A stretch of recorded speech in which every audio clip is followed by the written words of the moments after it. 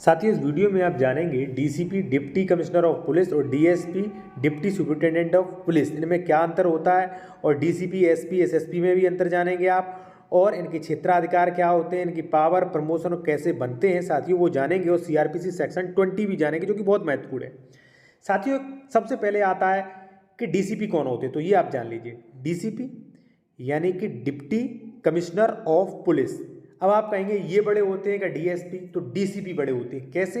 ये डीसीपी जो होते हैं साथियों वो एसपी एसएसपी रैंक के अधिकारी होते हैं, इन्हीं के लेवल के अधिकारी होते हैं और उनका बैच भी यही होता है। ठीक है, तो आप कहेंगे डीसीपी क्यों कहते हैं, तो देखिए इन्हें पावर बड़ी होती है इनकी। अब वो मैं आपको बताऊंगा कैसे, सीआरपीसी 20। ठीक है, देखिए साथियों, जैसे मान लीजिए आपका छोटा जिला है तो वहाँ पे एसपी तैनात किए जाएंगे। कोई बड़ा जिला है वहाँ पे एसएसपी यानी कि सीनियर सुपरिटेंडेंट ऑफ पुलिस। और कई बार देखिए बड़े जिलों में जो एसएसपी है उन्हें भी छोटे जिले दे दिए जाते हैं, तब भी उन्हें एसएसपी कहते हैं। ठीक है, तो एसपी एसएसपी का तो ये हो गया। जो साथियों महानगरीय जिले हैं, जो बड़े बड़े जिले हैं, महानगरीय जिले हैं, वहाँ पे जहाँ पे कमिश्नर प्रणाली लागू है वहाँ पे बोलते हैं उन्हें डीसीपी।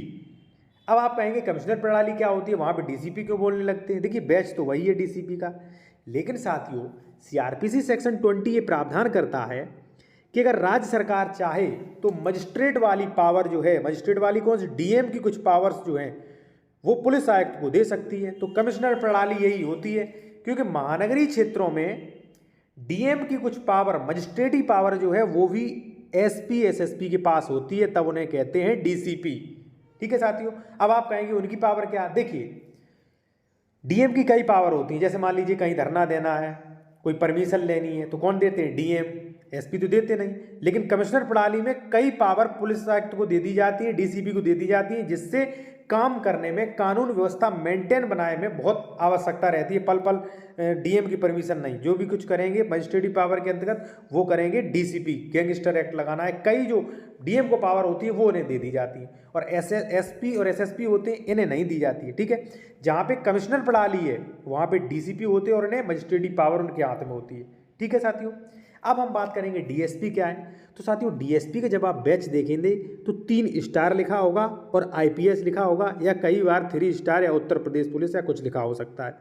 ठीक है, डीएसपी 2 तरीके से बनते हैं, या तो आप स्टेट जो पीसीएस जो है उसे क्वालिफाई करके डायरेक्ट डीएसपी बन जाइए, सॉरी डीएसपी बन जाइए। ठीक है, 3 स्टार मिलेंगे और वहाँ पे उत्तर प्रदेश पुलिस, क्योंकि ये प्रांतीय है।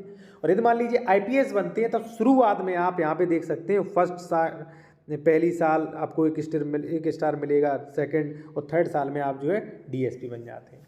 ठीक है, डीएसपी यानी कि डिप्टी सुपरिटेंडेंट ऑफ पुलिस।